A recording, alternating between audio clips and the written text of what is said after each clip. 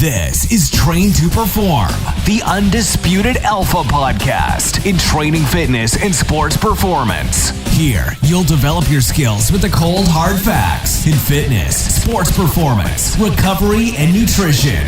Real, tried and true, evidence-based facts that have been proven to move you faster, move you stronger, and move you forward. Now, here's your host of Train to Perform, Julian Sisman. And welcome back to the Train to Perform podcast. Thank you guys for listening. I hope that the podcast has helped you in some way so far. My whole goal with this, again, is to help educate you either on information that has to do with nutrition, sports performance,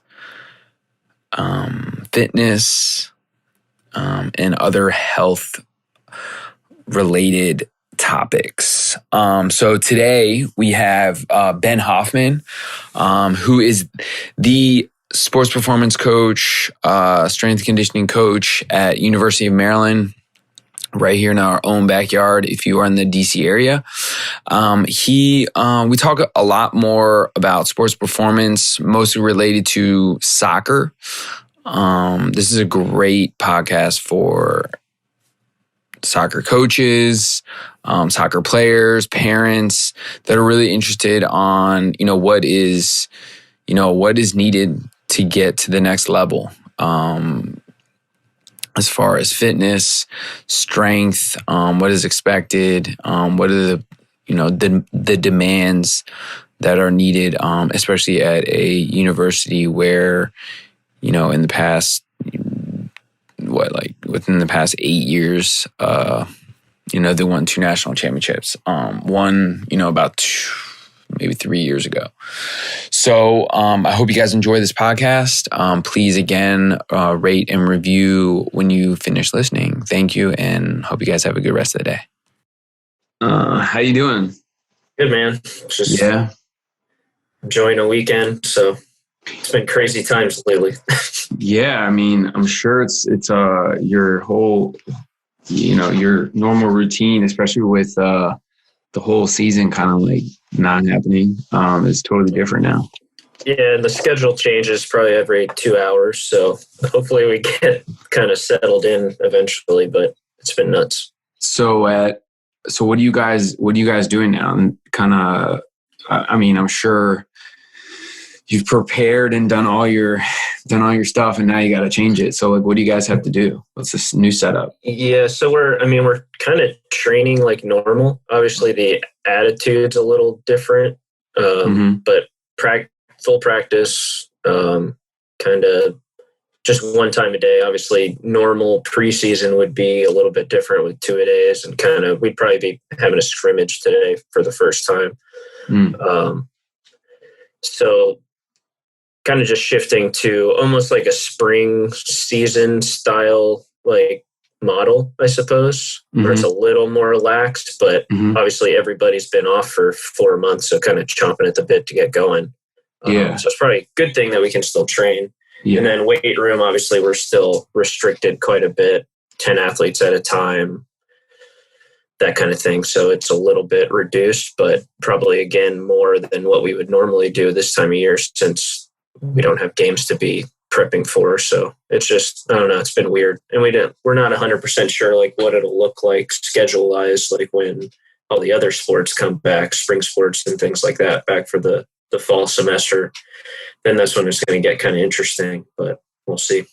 Yeah, that's going to be interesting. Well, at least you're allowed to train, weight train and stuff like that. But I know you do more than that as far as like physical prep goes. So yeah, for sure. Yeah. So I guess, really how I do this is kind of just throw out some questions that I sort of jot down before. So how did you how'd you get into what you're doing now? Like, where did you start? Was it always soccer, or has it just kind of navigated to that scene? Sure. I grew up playing soccer. I played at the D3 level, Southwestern University back in Texas. I'm from Houston originally. So soccer's kind of always been a big part of it. And I think naturally throughout my whole strength and conditioning career, I've just been labeled as the soccer guy. Probably a lot of people can relate to it. It's like, oh yeah, you played soccer, we'll put you with this crazy team. Yeah. And just kind of how it's happened. Not the only sport I've worked with along my way, pretty much any sport you can think of, but kind of soccer is always the one that, for better or worse, I'm gravitating towards, and head coaches seem to like the fact that I played. So, but yeah, I mean, I started kind of training myself from probably middle school through college. So we didn't have, at the time, Southwestern didn't have a strength and conditioning program. So, I mean, my coach gave us like conditioning packets and stuff like that, but nothing like what the kind of programs we're putting together now for athletes. So I was kind of, figuring it out on my own, and just kind of fell in love with that process, and kind of figured out, towards the end of my college career, that strength and conditioning was even a thing, and just explored that. And kind of, long story short, started volunteering at University of Houston when I was doing my grad program there, and kind of just went from there. So been a little bit all over the place since Houston, but now lucky enough to be working with Maryland soccer and Maryland tennis as well. So it's been pretty cool. So would you do your master's in? My master's was or something. It was an MED, but it was physical education, and kind of the track that I had was motor learning, motor behavior. So it was actually a pretty cool program, and I also had the opportunity to teach like activity classes at the same time. So I was teaching undergrads in pretty much any sport, strength training, like all kinds of stuff, which really kind of got me out of my comfort zone and probably helped my development more than I even realized. Like, I had to teach racquetball, and I had never taught racquetball or played racquetball. Yeah. So it's like figuring that out. So it's pretty cool. Awesome. So after Houston, what was your sort of next step? What was your next place that you went to? You said you went to more colleges, or was it pro teams? So yeah, I've been all college or, private sector mixed in there. But so right after Houston, I was lucky enough to get the NSCA assistantship, and I went to Valdosta State University in Georgia. So that was where I got my first team to be in charge of and stuff like that. I was really lucky that Coach Dosher, who was there at the time, just kind of trusted me and gave me women's soccer as my first team. And it was their first season too. So it was kind of like, all right, everybody's new. Let's figure this thing out. And that was pretty cool. And I was there for about a year and a half. And then I got a job down at Weber International University, small NAIA school down in Central Florida. Yeah, I've heard of it. Yep. Coach Raz, who was the former head guy there, just built a huge program out of this tiny NAIA school, and just a great developmental opportunity for me and all the coaches that he brought in. And kind of Coach Ares, who's still there, is kind of keeping the ship going strong. So it's pretty cool. After that, my wife was actually up in DC. She was going to law school at the time. So I decided, it was kind of getting to that point in our relationship where we needed to be together. Yeah. So I actually left Weber and just moved up to DC and kind of wormed my way into Georgetown and convinced them to get me involved. And kind of that's where that built. I started working with their soccer team, and was there for almost 3 years, and then came over to Maryland. So that's kind of my track. That's a nice little hop from Georgetown to Maryland. I mean, especially because Georgetown just won, and then you go to Maryland, you win in, I don't how far did you guys get when you were there? At Georgetown? Yeah. I mean, they've been I think the best was maybe second round of the playoffs. My first year working with the team, got upset in the second round of the playoffs, I think. Really good team. That was when Keegan Rosenberry, Josh Turnley, back line was just stacked. Yeah. And had some pretty good players throughout the whole team. I think Alex Mule, who's still playing with the Red Bulls, was starting up front. Like, it was an awesome team, and didn't come out on top on a game, but those guys could have gone all the way. And then it was awesome to see. It was the freshman class, the last freshman class I worked with when I was there, were the ones that were seniors winning the national championship last year. So that was cool to see those guys be successful. Yeah. And it's not that it had anything to do with me, but it's cool that I'm associated with two teams. I mean, hey, you never know. You could have done something. You could have done something, and it still lasted, instilled in them until that day. You never know, man. Yeah, who knows? Yeah, exactly. It's pretty cool. Yeah, because there's a freshman, and I work with his dad at the gym that we all share. His dad's kind of like a ATC, does some like rehab stuff, and he was the one that scored the actually winning PK. Okay. Cool. Yeah. So obviously, you've been doing some cool stuff at Maryland. How long have you been there? I've been there a little over 3 years. And what was they won their last one, like 2 years ago? Yeah, it wasn't this past year, but the year before. Yeah, that's what I thought. So, kind of tell me how like life is like there. Like, what have you been able to pick up along the way that has really, consistent year by year? Obviously, he Sasha has been there forever. Honestly, he's there when my uncle went there. So and my uncle's like 40 something, but right. Yeah, so he's been there for a minute. So obviously he has, as far as picking up good players, but as we know, the game is long. And in college soccer, it is. I played at Ohio State, so I know the physicality, the how long the small window frame of like the next game in the schedule. Right. So how does the off season or summer kind of work? I know that a lot goes on to prep these kids for that long, but kind of short season.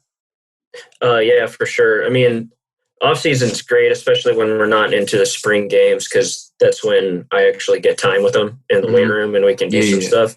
And probably it just gets better each off season as the team gets used to kind of my style. And now our seniors have been with me the whole time they've been here. Yeah. So it's kind of like operating really well, and they almost take control, and they're coming in and getting after it and kind of set the precedent. But so what we kind of look like in the off season, we'll lift 3 times a week. When does this typically start? So it's like January? Into January. So we start late because there's a long winter term at Maryland. So we don't start until the very end of January. And we come in and they're in an 8-hour period. So they can only go with the coaches for up to 4 hours. And what we usually do is spread that out over the week, and maybe they play 45 minutes each day, maybe do some pickup, and then they'll come in and work with me, or I'll do some speed work with them out on the field.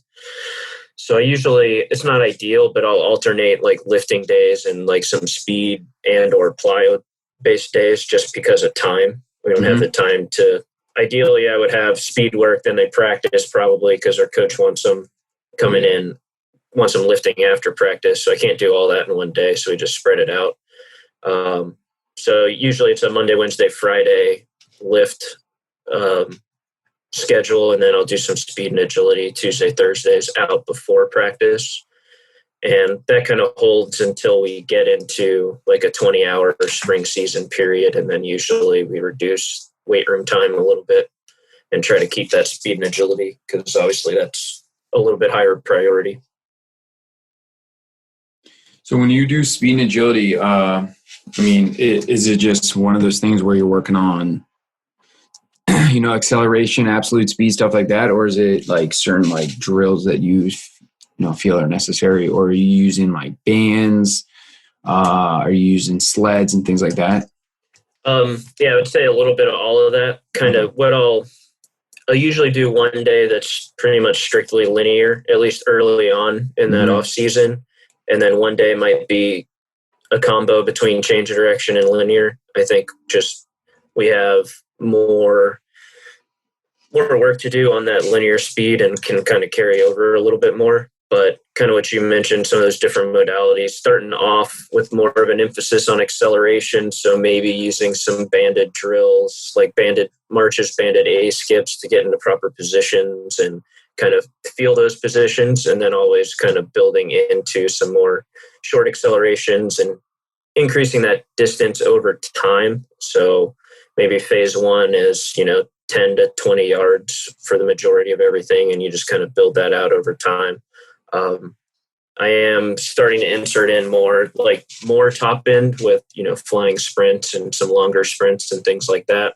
Used to earlier on in my career kind of be a little wary of trying to avoid like hamstring injuries and things because, soccer players don't usually run much over 30-meter sprints. I mean, that's pretty rare as well. So it's kind of like, okay, maybe we don't need to do that. But now just kind of seeing some of the benefits of that and increasing that top speed and the carryover that it can have to other areas. So trying to kind of build towards that in that off season is something I'm thinking about as well.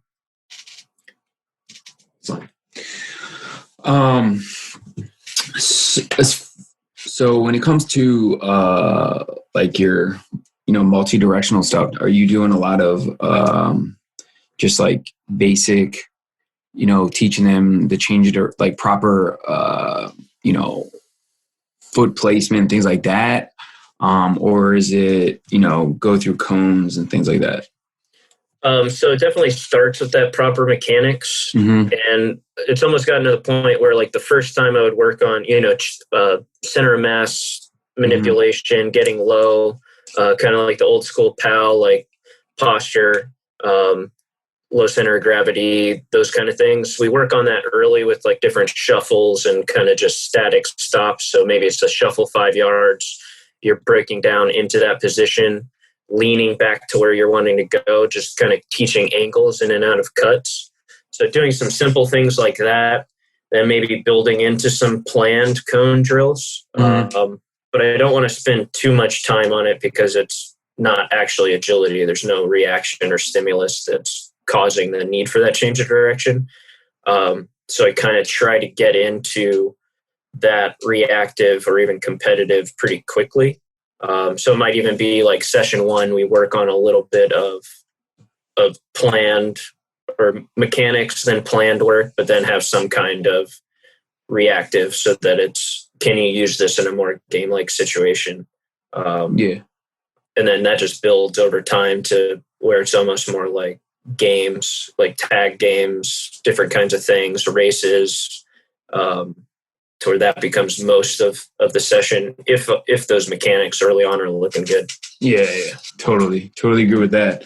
And when you're planning this and putting all this together, I mean, has it been effective for, reducing the injuries for majority of the players now?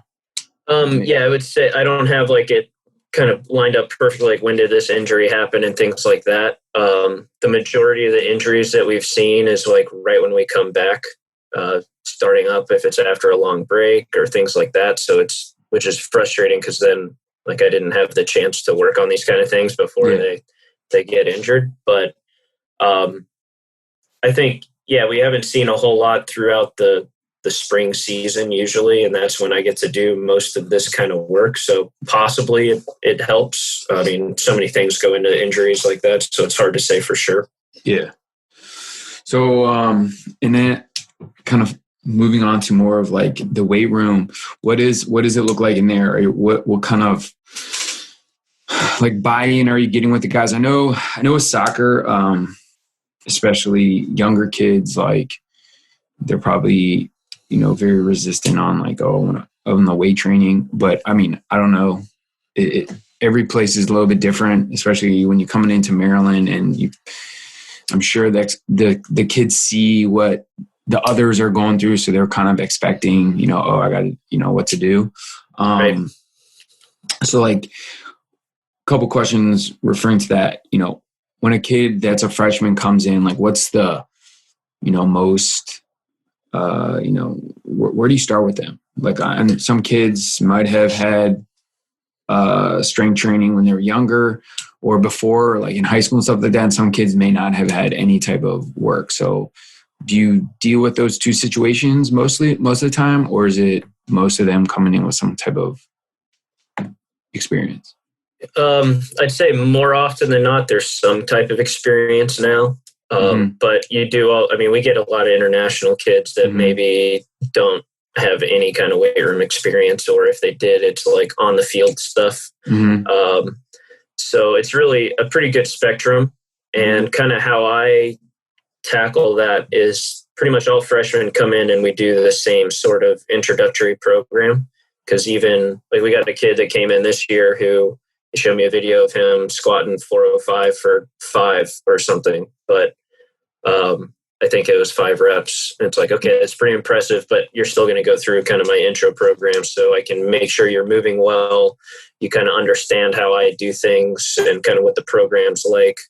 And then we can kind of start progressing from there. So, and he can push a little bit more. So for example, like this summer was a good opportunity because we got a lot of guys back early for just voluntary workouts before the season got canceled. But so I had 2 weeks with the few freshmen that were here doing kind of mainly body weight or dumbbell based movements, lots of holds, different movement patterns, seeing how they move. And they all progressed pretty well. So after 2 weeks, I was able to get a barbell involved and start, front squat progressions and things like that. And then so a guy like him, who's a little bit stronger, more experienced, we can just start loading a little bit more within that same progression. Whereas somebody who, maybe another guy that doesn't have as much experience, though he's moving well, we're starting, front squat, but he's only got 65 to 95 pounds, where this kid was already kind of loading up because he's pretty strong. So kind of how I deal with those different levels.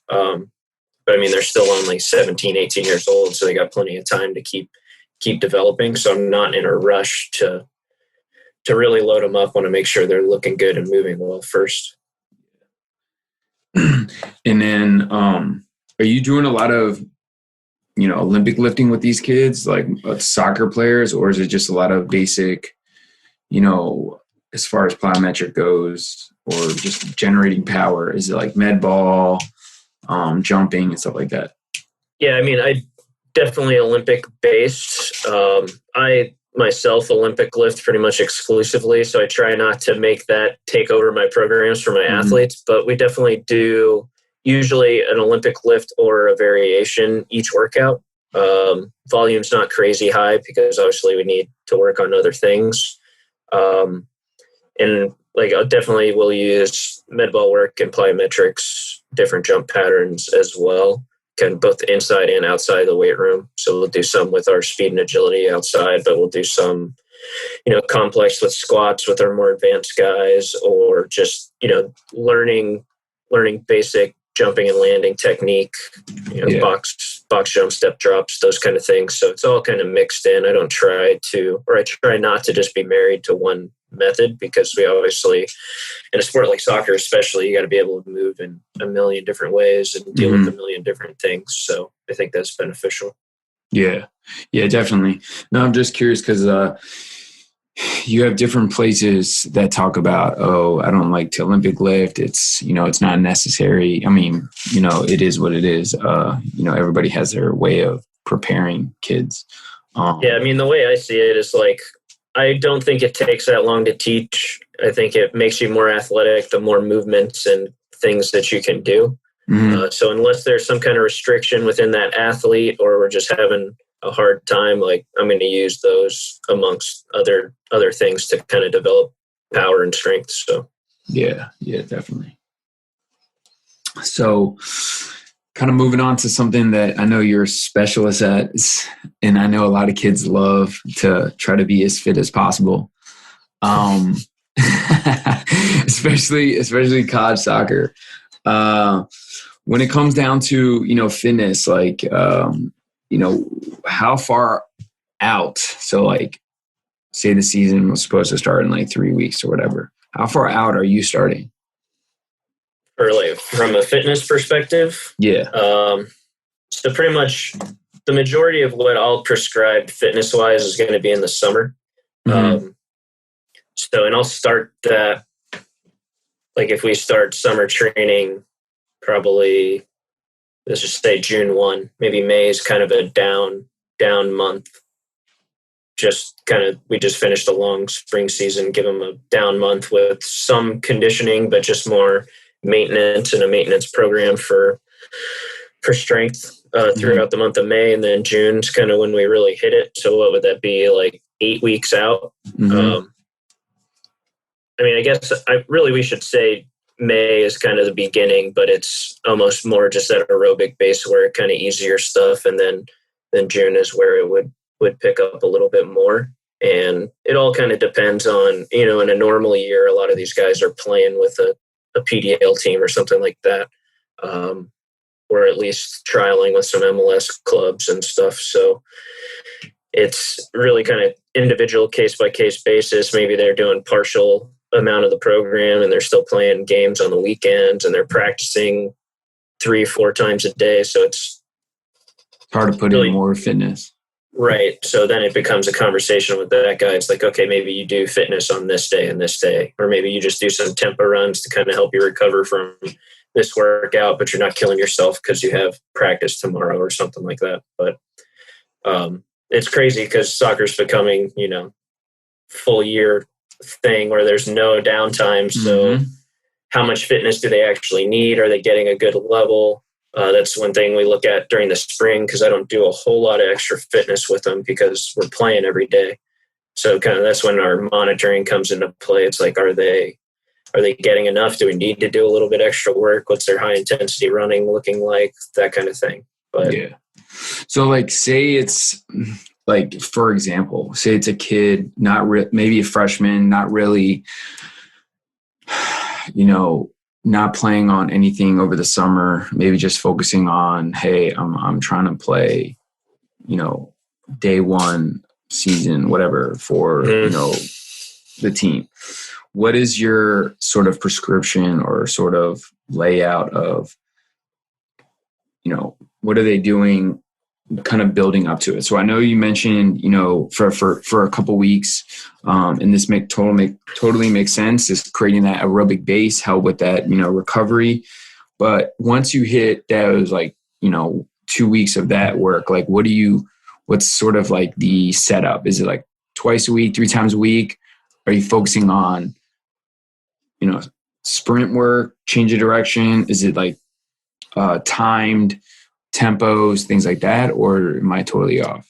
No, you're pretty much spot on. So kind of what it'll look like throughout a summer, let's say we have 3 phases. Like phase 1 might be that more aerobic base work for conditioning.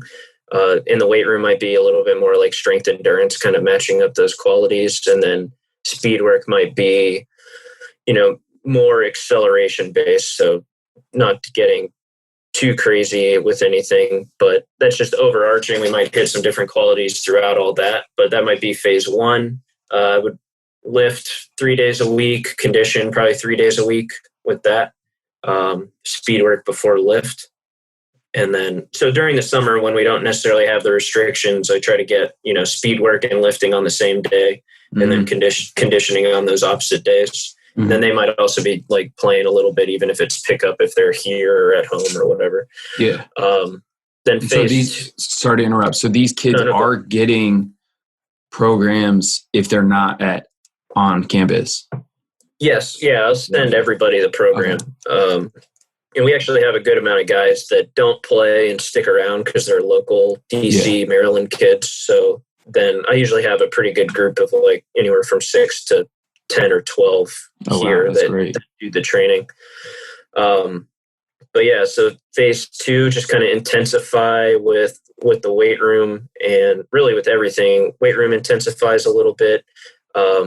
If I always have like 1 day of tempo runs in pretty much the whole summer. So I'm just building distance through those tempo runs, trying to build up to, 4,000, 4,500 total yards on the day. Wow. That's a lot of running. And it takes forever. And the guys, I'm not gonna lie, I used to do those, and man, I would be like, yo, this is an hour, and I can't believe I'm only at like 3,000 meters. Right. Yeah, it takes a while, and the guys, it's a love-hating relationship for sure, because they hate doing them, but they are like, 2 weeks. After 2 weeks of doing it, they're just like, okay, I feel great. And they're so Where simple. do you normally start at? Maybe around 2,000. Okay. 1,800, 2,000. Just kind of, I'll wave it up and down a little bit, so it's not just straight building up each week, but yeah. That's all. So do you stop at like 45, or are you going beyond that? No, I don't usually. I try not to go above that, because I think I kind of go off Derek Hansen's recommendations, and then I forget who I heard talking about it, but they looked at a soccer match, and that's like the actual effective running that you might cover was right around that 4,000, 4,500. Yeah. Obviously, we're covering a lot more distance in that, but what is actually useful, like above a slow jog, and I think that's what they found. Yeah. So it kind of justifies what Derek has put out there for a long time. It's like, okay, he knows what he's talking about. That from, I think he got a lot of that from Charlie Francis, a long time ago. Yeah, for sure. It's funny. I came across his work a long time ago, and I started doing those myself. And I'll be honest with you, I've never been in better shape. Yeah, and the crazy thing is, it's like, you're just running hundreds, or on the hundreds. I would sometimes run like I wouldn't go beyond like 300. So I go, do you do like full field sprints? Like, what do you, or tempos, or are you running around the track? Like, what do you? Oh, it's usually on a field. Okay. We're not usually doing the work at a track, and obviously with more than a few guys, it gets a little tough. So you're just doing cross-field runs, I guess. Yeah, cross-field runs, mainly hundreds and 200s. Every once in a while, I'll throw a wrench in there and we'll do some 3s and 4s, but not very often. It gets pretty lactic when you're doing that long. Yep. And just a good way to make tempo runs even more miserable is some 400s, but it's the worst. So phase 2 intensifies both weight room and on the aspect, I guess. Yeah, so I guess the easiest way to think about it, big picture, like phase 1 would be, more strength endurance based in the weight room, a little more aerobic based. Obviously, there's going to be some anaerobic work, but more of that aerobic base is the focus in that first phase. And then phase 2 would be kind of shifting. It's still aerobic. I don't spend too much time just like targeting anaerobic specifically, but it intensifies. So you're doing a little bit more like work at VO2 max, trying to push that. Or that's the goal at least. I don't have actual VO2 max numbers or anything. In the weight room becomes more strength, like basic strength, maybe a little bit of max strength. Thinking like if we're looking at our main primary strength lifts, like phase 1, you're doing 8s and 10s. Phase 2, you're doing, anywhere from 3 to 6 reps, kind of in that intensity, working at basic strength. Obviously touching on everything else as we go, but main focus. And so what kind of conditioning looks at then, I'll still keep that tempo run day. It's usually after my heavier lift to kind of be almost act as a recovery, but also build that total distance, like I was saying. And then some of the other days start doing some more high intensity interval training, kind of working based off 30-15 numbers and the fitness test, and just kind of individualizing distances. So it might be anywhere, 10 on, 10 off, 15 on, 15 off, 20 on, 20 off type runs, those intervals. And maybe start to get a little bit more some like shuttle runs and things like that push into that anaerobic energy system a little bit more, but use it sparingly, and then kind of touch on that in that third phase. So the third phase becomes a little more of a combo from the aerobic system standpoint, because if you're thinking about soccer, you're using all of them kind of all the time. That's when I'll put some repeat sprint in a little bit. or repeat shuttle runs, keep some of the high intensity intervals going. And then usually I start to taper off that tempo towards the end. So maybe the last 2 weeks start to taper down. So there's almost the volume's just decreasing. They're getting ready for camp.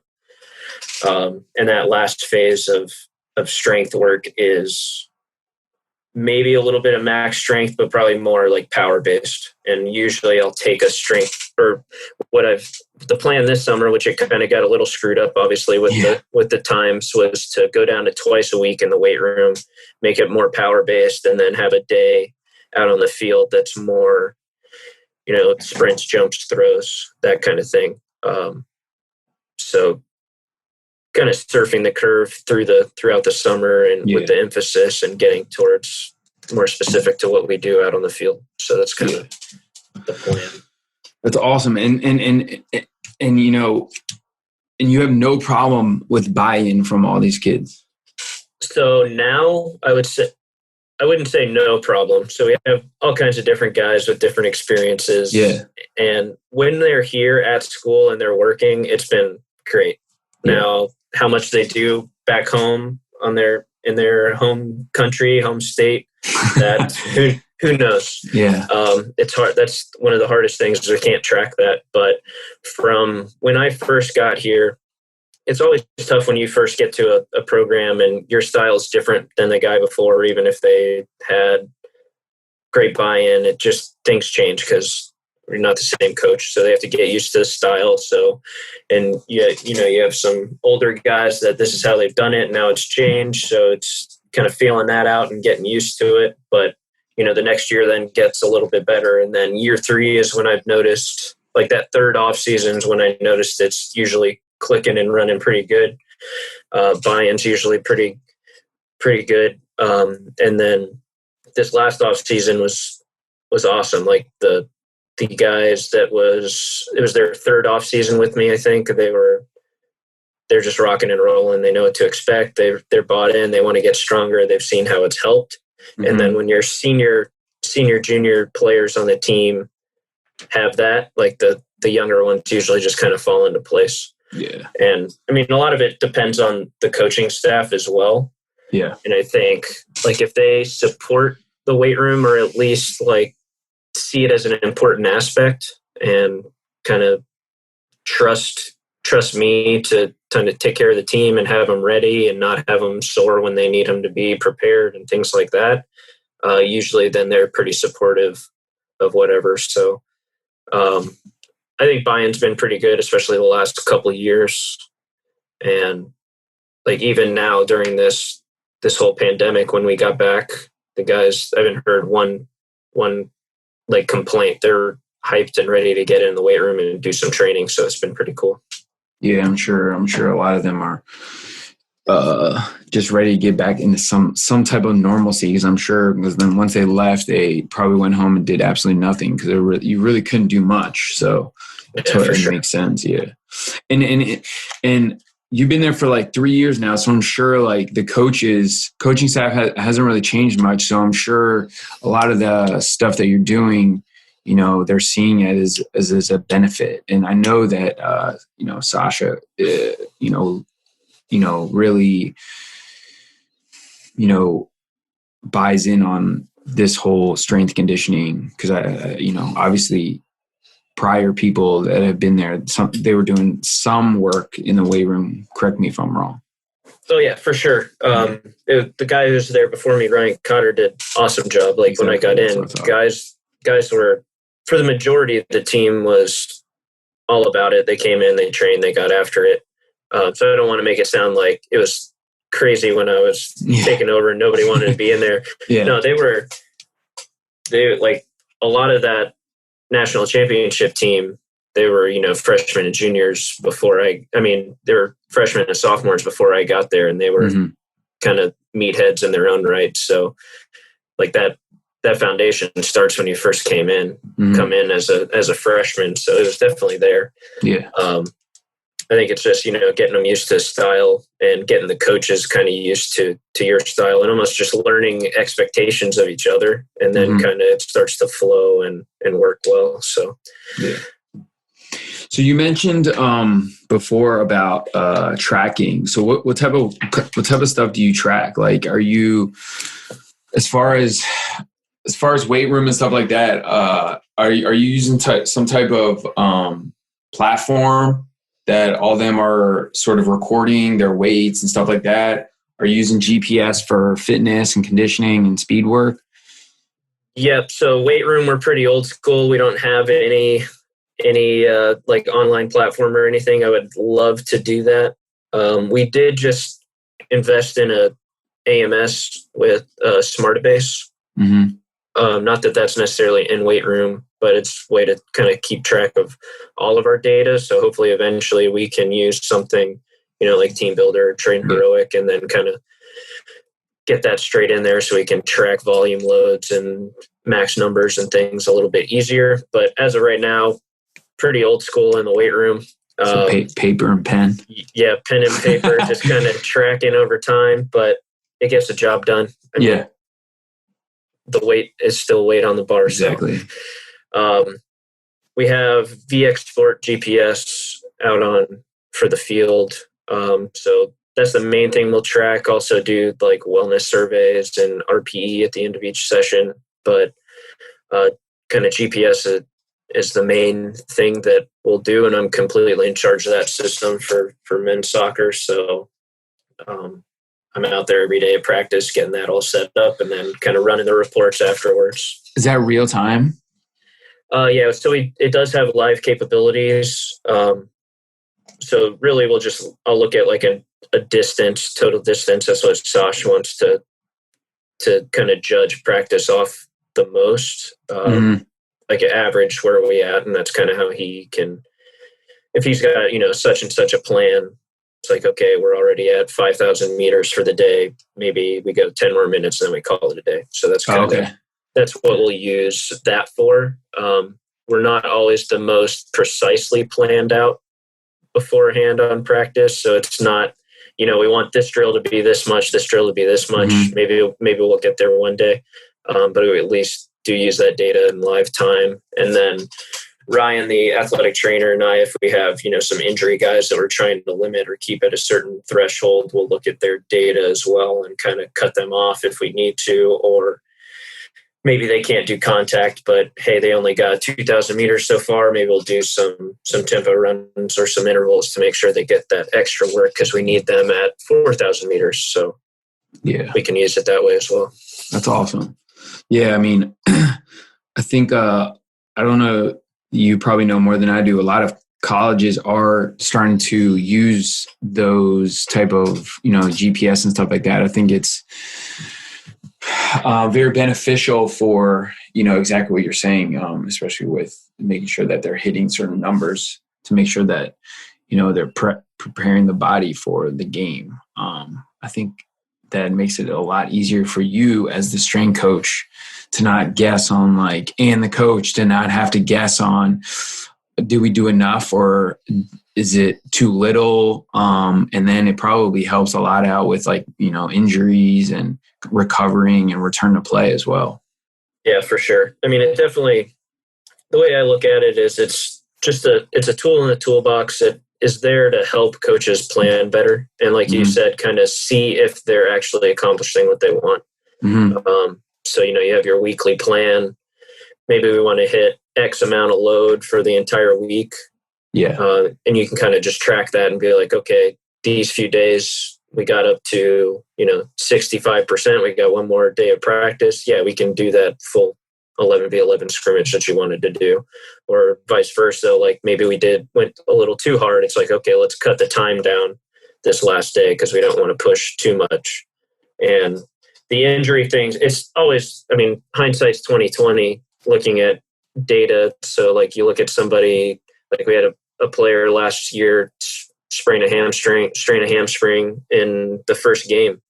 And so we were looking kind of at his data and we saw the week before did see a huge spike in his load, but we didn't really pick up on that in real time. So kind of sucks that we weren't able to, but it can give those indications. So the more you know what to look for, the more you can kind of use that and hopefully help reduce those injuries.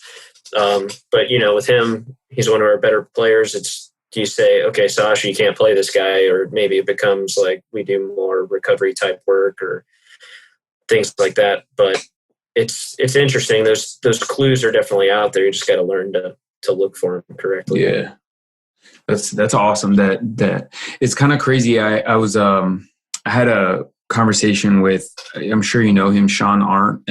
He was at Rutgers. Now he's down at really familiar. South Carolina. He was working with like girls and boys at Rutgers, and we had the same kind of similar conversation about data and how it can be, that kind of data like the GPS, and how it can be beneficial, because he had a player that would just go balls out like first 45 minutes and be dead for the next 45, and they realized like, hey, let's like not allow him to train for like 3 days, and then boom, like he was fresh and ready and did well for the next game or whatever. So it's cool that, obviously when I was playing, let's say 8 years ago, we weren't using GPS. It was just like, I'd never heard of it. Whatever fitness you could do, it's like, yo, you're gonna do this. It's totally different now. I mean, which is good. I think it's very valuable, because again, like these kids are, striving to play at the next level.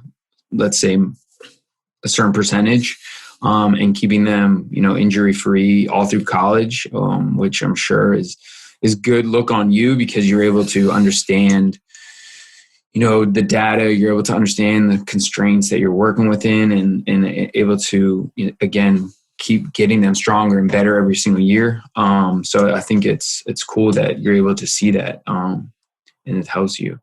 When it comes down to, sort of assessments, are you doing like the beep test type thing, or did you come up with something for yourself? I'm a big fan of the 30-15 IFT. So it is the beep test, just set up a little bit different than like the normal beep or the yo-yo. It's always 30 seconds on, 15 seconds off. What's the distance? It's a 40-meter distance, and you kind of end up at different lines each time. But are you just going back and forth? So yeah, it's back and forth. Imagine there's 3 lines. You start line A, line B, line C, and it's just there because you might end up at line line B sometimes. But essentially, you're just running 40 meters and back for 30 seconds. Whenever 30 seconds is up, you just walk to the next line that you didn't make it to, and then it starts again, because it just gets a little bit faster each round. What's the spacing between each line? So it's 20 meters. It's at halfway at 20 meters. So just. Oh, I understand what you're saying. So there's just okay. 0, 20, and then 40. Yeah. It's originally designed by Martin Buchheit, who's the PSG fitness coach now. So, pretty good test. I like the incremental nature of it. Like with the yo-yo, you spend 8 rounds at the same speed. Yeah. It makes more sense to me to just incrementally go up half a kilometer an hour each round, and you just kind of get to the point where you can't be safe on those lines anymore. So how do you get out? So out is on those 3 lines, there's a zone. So instead of making it directly onto the line on the beep, you have to be within that zone. And if you miss 3 zones in a row, you're out. So it kind of just, I like it because the failure is not quite as up in the air. It's like, oh, you almost made that one, or you were, your foot was just about on the line. Does that count? Is that off? With this, it's like you weren't in the zone. Chances are you're going to miss the next zone, and then you're going to miss the other one, and you're done. It's a lot more like clear cut with you're out. You just can't do anymore. Yeah. So when you do this, obviously, I'm sure it's what, January and then again, or do you only do it once a year? Sometimes we'll do it in January. Sometimes we'll just do it towards the end of the spring just to see where they're at before. And I'll use that for kind of some individualized conditioning over the summer. Yeah. And then we'll do it again when they come back in the fall or at the very end of the summer. So what's the score? What's the goal? I mean, I'm sure you've used this for how long now? I don't know. I've probably been doing it for over 6 years with various teams, 6-7 years. And what do you, so like, I guess my question, just kind of getting straight to it, it's like, what's the goal of the kid? Like, is he trying to hit what's I guess total distance? Yeah. So I don't really look at it. I look at it as the score. So the score you get is just the speed of the level that you're on. Okay. So I guess the level is the speed. So like our guys, we're looking, I don't have a set goal. We're not using it as like a pass fail kind of thing, but I know you're in a pretty good spot if you're getting, 20, 21 and above. So it's basically they're running that level at 21 kilometers per hour. We have some guys that get up to like 22 and a half. Which so you're talking like what is that, like 16 mile, almost like up there, isn't it less miles an hour? Yeah, it would be less. Yeah. It's not quite that fast. I don't know I'm horrible with conversions. Yeah, I forget the conversion too. It's getting to the point where they're moving pretty fast. Yeah. That's what I was going to say. That's pretty fast. Yeah, I mean, we usually, like for our freshmen, I want them, having not ever run the test before, they're coming in at like 19 and a half, 20 if they're fit. So we had one kid come in and blow it out of the water, and his first time doing it runs at 22. So it's pretty crazy, but I like this because of Martin's work, and then John DeWitt, who I learned a lot from. He actually has worked at NASA.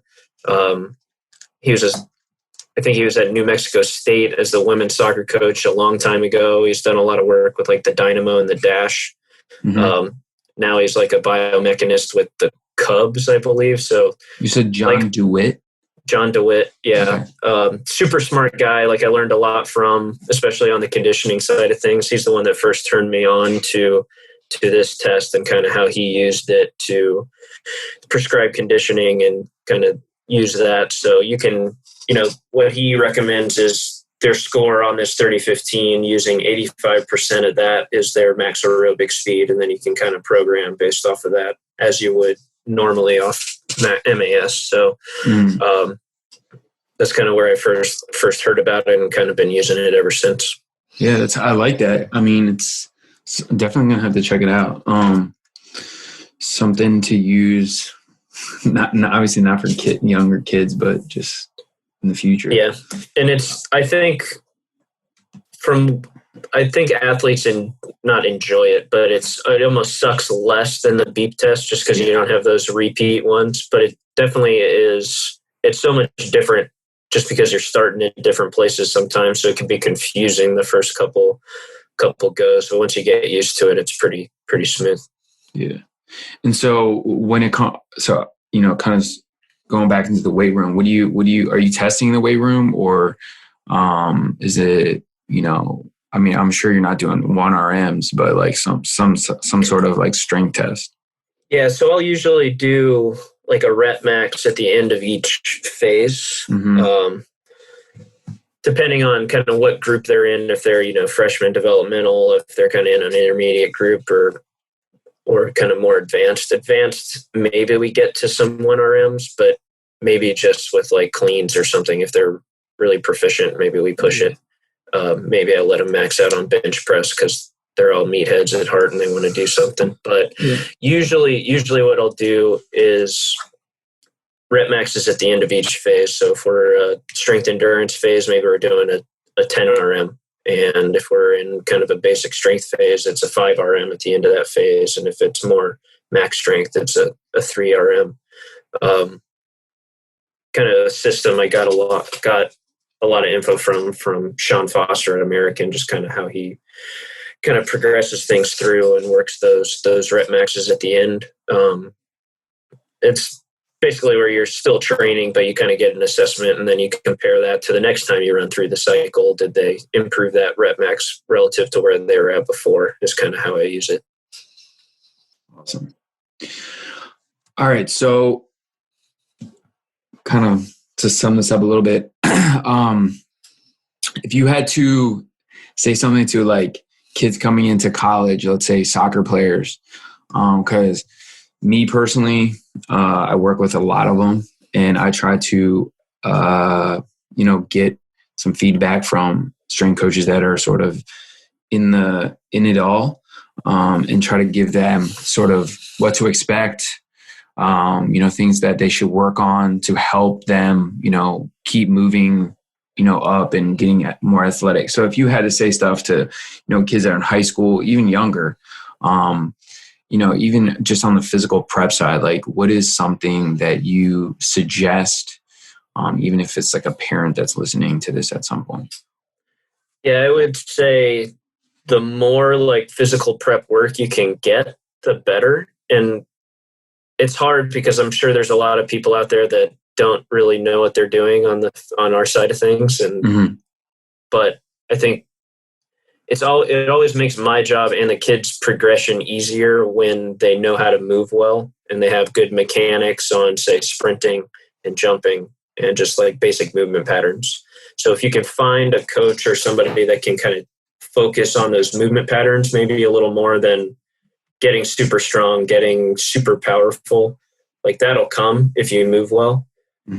So kind of finding that place to have a good athletic foundation, for lack of a better term, being able to move well. And like, I think sprint mechanics is huge. I mean, you watch soccer players run and it's often horrendous. It's like, so can you, and I've probably gotten better at running the further away from soccer that I've been, and learning how to coach speed a little bit better. So it's like, okay, what would have happened if I could have been taught this a long time ago? Maybe I would have actually been fast.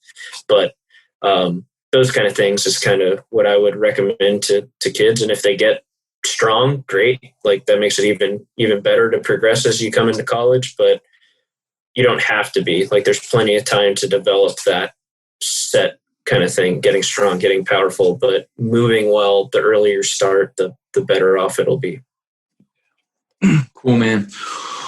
Well, Ben, I appreciate you taking the time out today to chit chat a little bit about, strength and conditioning, especially with, all this craziness going on, but I'm sure you're still enjoying what you're doing. And we will, again, I think you appreciate it. Yeah, for sure, man. Thanks for having me. It's been cool talking to you. Yeah. All right. Well, thank you again. And we'll talk to you soon, man. Sounds good. Have a good rest of the day. Thanks, man. You too. All right. See you. Bye. Thanks for listening to Train to Perform with Julian Sisman. Learn how you can work with Julian in a personal training session, either online or in person, at prepareforperformance.com. And follow on social media for more tips on training, fitness, and sports performance. On Twitter @jsisman_PFP and Instagram @prepareforperformance.